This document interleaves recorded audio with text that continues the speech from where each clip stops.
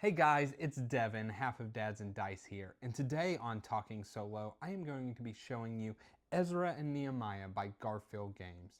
Now, Ezra and Nehemiah is a game Garphill has in their ancient anthology line, and this one takes place in Jerusalem during a time after they've had a lot of unrest. And so we're going to be trying to build the temple, rebuild the walls and gates, and teach the Torah to returning refugees. I'm going to be showing you a few rounds of the game and how it plays. So let's get over to the table and check it out. All right, so here I've got Ezra and Nehemiah set up, and I am about halfway through the game here.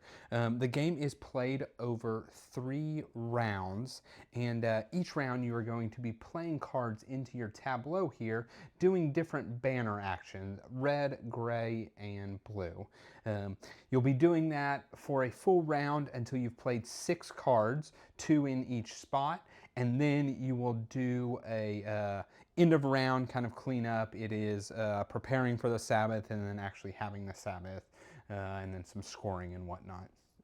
So during the round, when you're playing your cards, you're going to be doing these 3 different banner actions. And the first one is this red banner action, and that involves this temple right here. And so you'll optionally be able to place out Levites, paying an amount here, getting some resources, and then you'll be using those Levites to deliver stuff to the temple. Now, depending on what you deliver is how many victory points you're going to get.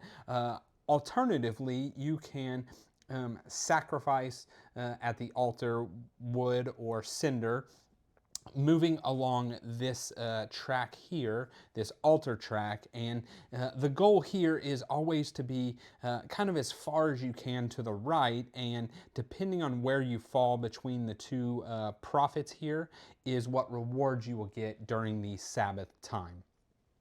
So the next action you can do then is a gray action, and that is going to involve the perimeter here and rebuilding the city walls and gates. So there are 4 gates that are not built in a 2-player or solo game. You do not have the muster gate and the east gate. You just have these 4 gates here. Once you get to a 3-player game, you add 1 in, and a 4-player, you'd add both those in. For the solo, all that stuff's going to be blocked there. And when you do this action, you will count up all of your gray banners, and then you will either be clearing rubble, getting these resources from various different spaces, or you will be building using your banners and components to build onto certain spaces, and like the red player has done here, so they built here, you place your little wall card and you get some resources and victory points at the end. To build the gates, there are certain gates, the dung gate, the valley gate, water gate. You do the same thing, but when you place there, you'll actually place one of your workers, and they will become a gatekeeper for the rest of the game there. There's some connection stuff that happens when you place. You get some bonuses if you connect the walls and whatnot. But yeah, that is the gray banner action. And then the last one is this blue banner action. And for the blue banner action, it's going to involve the Torah tiles up here, and these are going to be your special abilities and whatnot. So as you can see, I'm the purple player here, and I have unlocked these special abilities, but you'll use your banners and pay a little bit of resources to place a scribe onto a tile and then unlock that for you. If you make it to the top row up here, they will be end game victory points, and the bottom row are just additional cards you get to tuck, as well as some immediate resources. Alternatively, you can use either leftover banners or just your banners altogether to move your tent around the city here in kind of this little ratio that you got here. So this is kind of my player board area here. This is the bot player board here. And the bot is really easy to run. So it's actually on my turn, I think. Yeah, it's on my turn right now. And so let's see. So I have a hand of cards here. And when I play a card, depending on what banner action I do, so I could do the gray banner action here, I will count up all my gray banners that are visible, and that is how strong the action is. So let's just say I'm going to place this red banner here, or this singer here, and I'm going to do the red banner action. So I have 1, 2, 3, 4, 5 red banners. Plus, I have previously tucked a red banner, so I have 6 red banners to do. Now, when I do the red banner action, the first thing I can do is I can always send a Levite up here. And I'm going to do that. I have a discounted of 2, so normally where it cost me 5, it's only going to cost me 3 food. And I am going to send a Levite up here. And I get the reward over here. So this is going to be a blessing. I get to move one of these blessings over. And I don't really know which one, so let's just move the purple one over here. And then I will get 2 victory points. So 1, 2. And then I actually get to do the banner action. So I have 6 banners, and I can either place stuff here in the temple, or I can go to the altar. Now, I want to be up ahead of these guys on the altar track, and I have a couple wood here. So what I'm going to do is I'm going to use one of the Levites, and I like to kind of just tap them a little bit sideways to know that I've used them, and I'm going to send one of the wood, and I move 2 on this altar track, giving me a red blessing. And I actually didn't look at that or plan that, but now that I have completed all of these blessings in this row, I get to move my tent one, which gives me another red blessing. And then I'm going to use another Levite to send this other wood and move 2 more, so 1, 2. So now I am actually ahead of the furthest prophet here. So when we resolve the prophet's judgment, I will get the best benefit on the card here. And I passed a silver, so I get that. And then I've used all 6 of my banners because it costs 3 each wood. But each Levite you have can either provide an extra banner, or they can deliver something.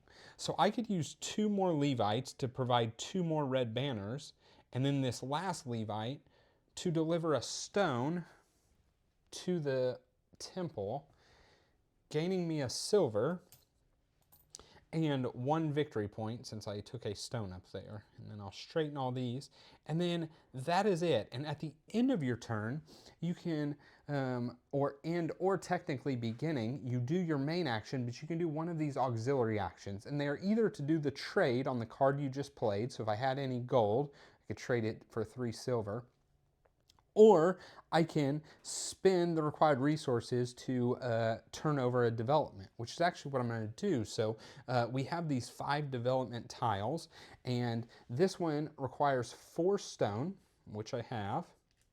And I can flip it over, and I actually get an additional worker when I do that. And it upgrades the ability, so I now have a stronger ability to set some people here for. And then that's my turn. Then we go over to the AI, and if you've ever played any Garfield game, they almost always make their AIs very smooth and easy to run, and this is no exception. So the first thing you do is you flip over one of the lion cards over here, and this is going to be a trade that they can do. Now, they only have gold here, but if they had silver, they would do this trade. As an auxiliary, if they don't have the silver, they just move once on their tent. Now, when they get food, they don't use food. They actually use silver instead. So instead of getting 2 food, they're just going to get 2 silver, because they're always just going to use gold or silver, nothing else, to make it easy. Then you flip over one of your sheep cards here, which actually provides the action, and you're going to run through this. And so basically, if they have 2 workers and 2 gold, or at least 2 workers, 2 gold, they'll do this. They only have gold and silver now. So instead, they have this. They have at least 2 gold, so they are going to clear a wall spot. And you're actually going to look here, and they're going to start at the east gate, and they're going to go counterclockwise here, and they are going to clear this wall spot, which actually gives them the resources. And then they're going to spend 3 gold in order to place a gate, and they have their little gate deck here. and they just place the top gate, and they get whatever it is. So they have 3 silver that they get there. And then since they connected, wall, they place their wall card. Since they connected a wall to a gate, they get this reward, and so does the owner of it. So we both get 3 silver for them doing that. So they are silver rich after that action there. And that's it for their turn. So then it's back over to me, and at the end of my turn, I should have drawn. You should always have 4 cards in your hand. And so this is what I've got. And so now the next card I place, I'm going to place over the top of one of these. Now, I have found in this game that it is best to specialize, which is why I've gone pretty heavy on this track here. And so I think I'm going to continue that. And I'm going to place this here. And I'm going to do this trade, and I'm going to do it first. So what I'm going to do is I'm going to pay 1 silver to the dung gate. Now, if anybody ever builds the dung gate, they will actually get all this silver. And then you can either do the top trade, so I pay nothing else, get a wood, or I can pay 2 more silver to the supply in order to get 2 wood. And that is what I'm going to do there. Now, I'm doing a red action, and so I can place another Levite up here. But if you notice, it cost, ooh, I can't do this. Well, I'm going to have to just do the best I can here. I want to, but it costs 6 food minus 2, so it costs 4 food, and I only have 2 food. Now you have ways of placing workers here in order to reduce the cost or to get resources, but 1 more food doesn't help me. So I cannot do that, but instead, so I have the option. I could go further on this altar track, or I could try and place more in the temple track. There's benefits both ways. I think what I'm going to do is we're going to keep going down the altar track, I think. So I have 1, 2, 3, 4, 5, 6. I have 7 red banners this time. So I'm going to use 3 and a wood again. And I'll use this Levite to deliver that wood, getting me 2. And so I get a bump here, which is 2 silver, and a food. And then I will use another Levite to deliver this other wood, giving me 2 more bumps. And I get a gold.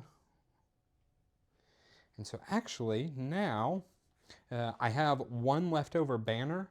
I'm going to use 2 Levites for 2 more banners, giving me 3 banners. And I'll use this one to deliver this gold right here, giving me another food and giving me 2 points because it is gold. So 1, 2. Okay, and then I already did my trade, so that is it for my turn. So it's over to them. Let me straighten all of these back up. And so over to them, they are going to flip this. Now they are wanting to trade with the Watergate. They got plenty of silver now, so 1 coin goes to the Watergate, and then they will always do the most they can afford, which is the bottom, so 3 coins to move twice, giving them a orange blessing and a gold. And then they're going to flip this over here. They still don't have any workers right now. They do not have 0 to 1 gold. They got more than that, so they are going to just get 3 altar bumps, 1, 2, 3, which gives them a purple blessing. And now that they filled this, it will actually give them another altar bump, and they will get 1 person. And they had a food, so one more silver. Okay, back over to me. Forgot to draw again, so let's see here. Okay, and so what I think I'm going to do, all right, so what I think I'm going to do here is I cannot place another one on this stack because there's already two, so I have to place one on here. I think I'm going to keep trying to do some red while I can, and I'm going to place this right here. So basically I'm replacing a red for a red. And I'm going to do another red, 1, 2, 3, 4, 5, 6, 7 again. Now this time, what I can do is pay for food to place this Levite here, which will immediately score me 3 points. And this symbol means I get to pick up a previously used worker in this kind of area here. All right, and then I am actually going to, before I do my main action, I'm going to do this trade here where I spend, put 1 gold to the east gate, which is out of play, so just goes to the supply, and then another 4 to get 2 gold. And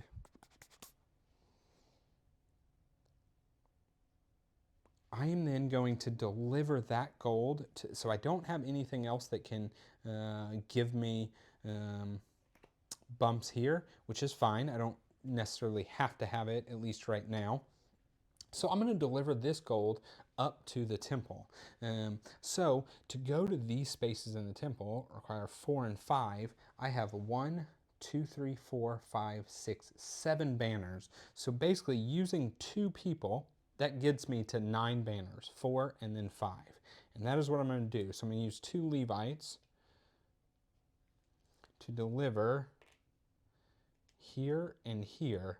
Now this one will give me a bump here, which gives me another gold.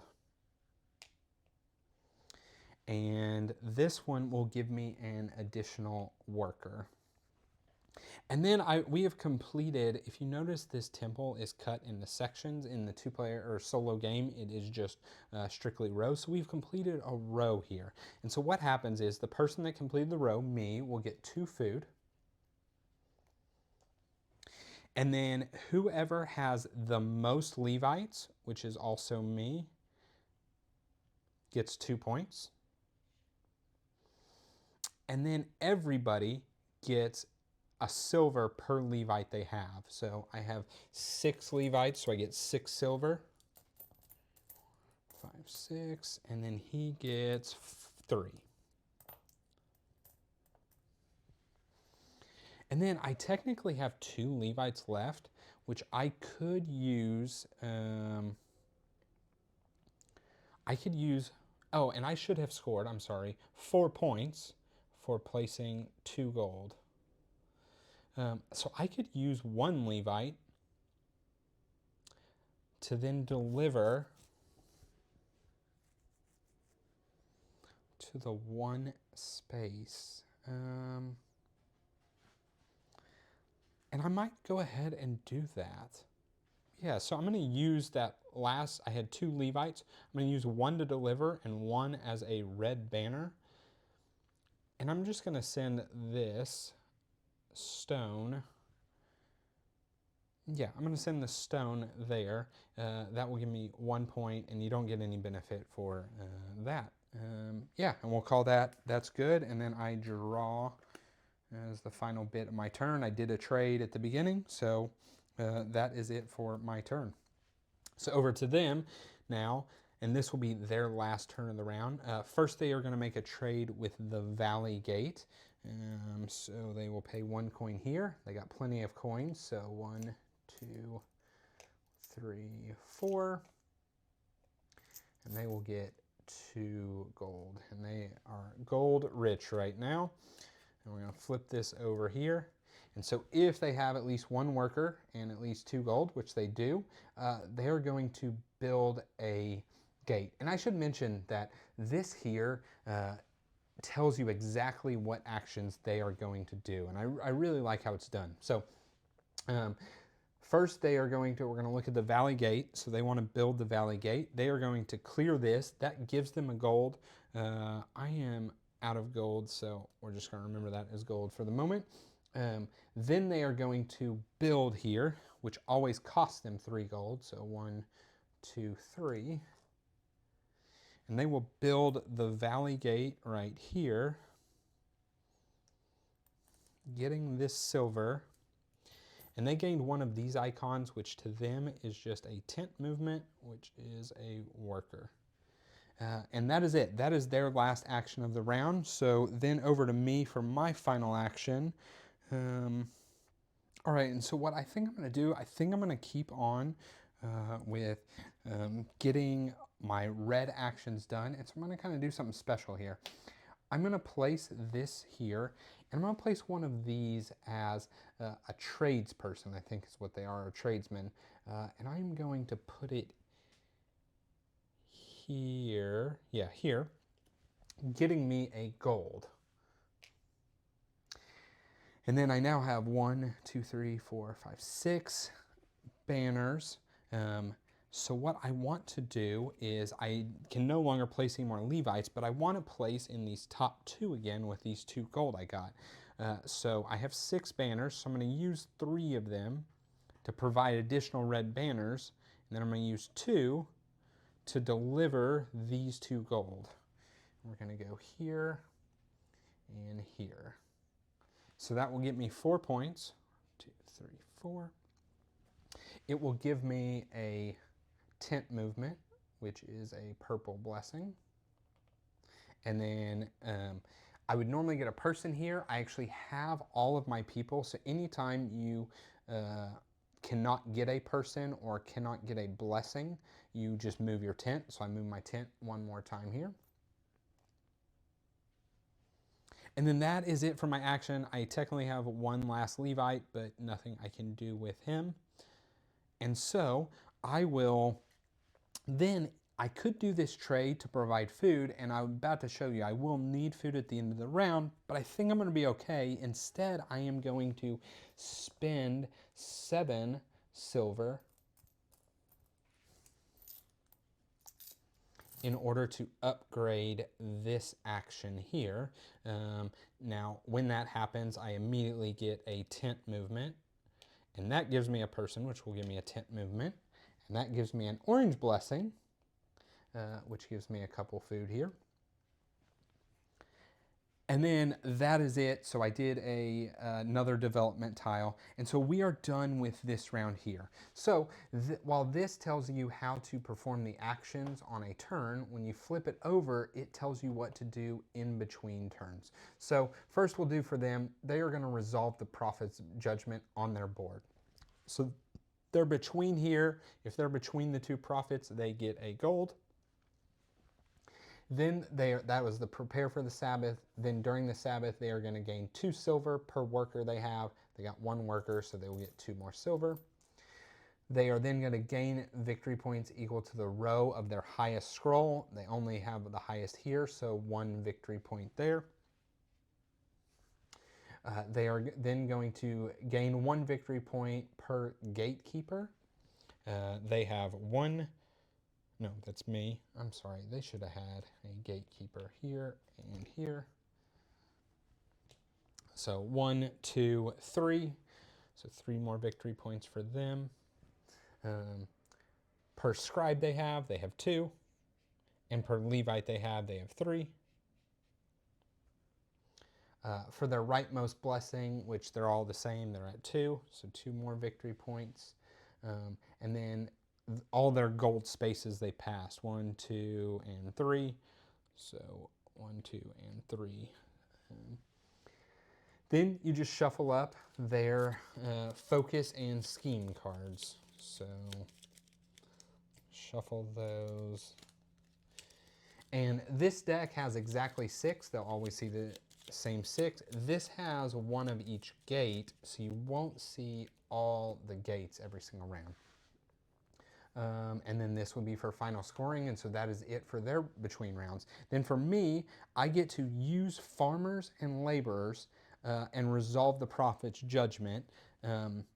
And I can do this in kind of any order. So I also, anything that has this prepare for the Sabbath symbol, I get to do. And I have an ability here that says during the prepare for Sabbath, I get 1 coin per Levite that I have. So I will get 6 coins from that.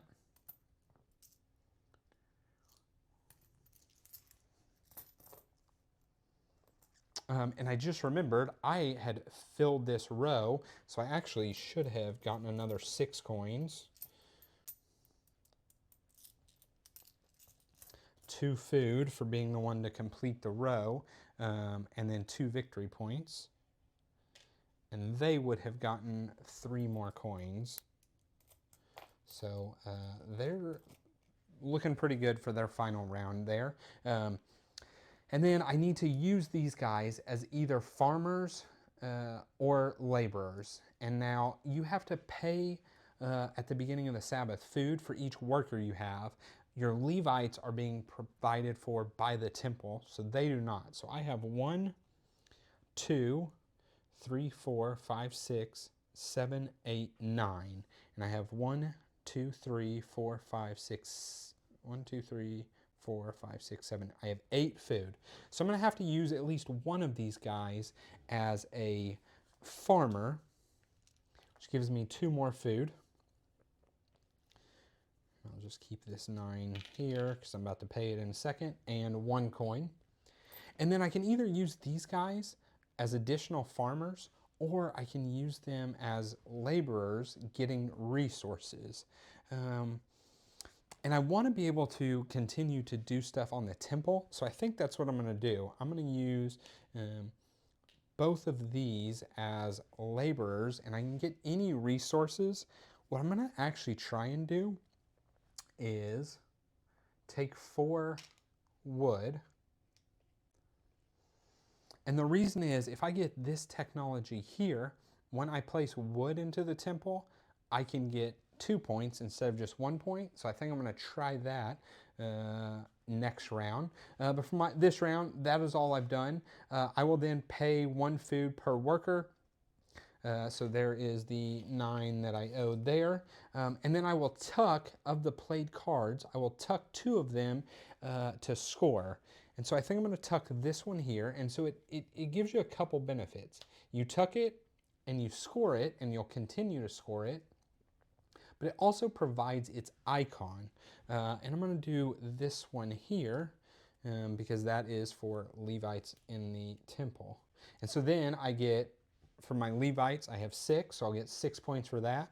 I have passed 1, 2, 3, 4, 5 of those, so that is 11 points. And this is my top 2 rows. These are the row 3, so that's another 6, so that is 17 points. 6, 7, 56. And then I will shuffle all of these. I will draw back into my hand because that happens in the second round. And then I flip it over. I become the first player. And that is basically a full round. So let me tell you what I think. All right, so it is no secret, if you know Paul and I, that we love Garfield games. You can probably see somewhere behind me, I've got tons of them. And I would say, as a designer, they just typically don't often miss for me. There's been a couple that I didn't necessarily like, but for the most part, I've liked all their games. I like that all their AIs are typically intelligent, but very easy to run. Now, with that said, as far as solo goes, I find this AI to be somewhat lackluster. While it is easy to run, it just does random things. I talked about, and you saw, this is a game where you typically want to focus. That is how you are going to maximize points. So like, I just did the red actions in my playthrough, but and I've done other actions leading up to that point, but needless to say, you hit a point where you really want to focus and hammer something, and the AI is just doing a bunch of everything. So as you saw, there was already beginning to be a point deficit, and I've just found that always expands, and they can never keep up. I'm even playing of the harder of the 2 difficulties with it. but I still really enjoy it. I've said that, and this is probably still my, I'm going to say 8th to 10th time playing it solo. I have played this game a lot solo, and I really enjoy it. So it is a great solo still to check out, and I think there's just a lot to explore.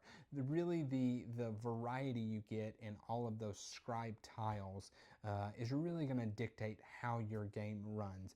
You kind of tactically see what combos are there, pick up maybe one or two, and then let that really build out what you're doing. And to me, that is just so much fun, and so I really enjoy it. I think this game is definitely worth picking up if you've got a group that likes this type of game. And then if you're into solo, I think you will also enjoy the solo quite a bit from it. So that is all I have on this Talking Solo. I appreciate it if you made it all the way through. As always, please like, comment, and subscribe. All those things help us, help our channel grow. See y'all on the next one.